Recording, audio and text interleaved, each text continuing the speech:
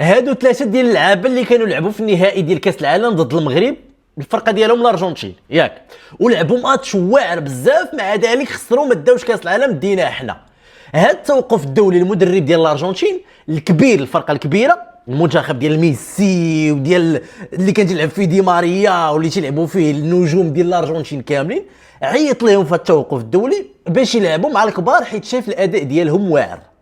هاد ثلاثه ديال اللعابه ديال المنتخب المغربي اللي داو كاس العالم، اللي واحد فيه دا احسن لاعب في الكان كامله، كاس العالم كامله، واحد دا الهداف ديال كاس العالم كامله، واحد وكويري في كاس العالم كامله.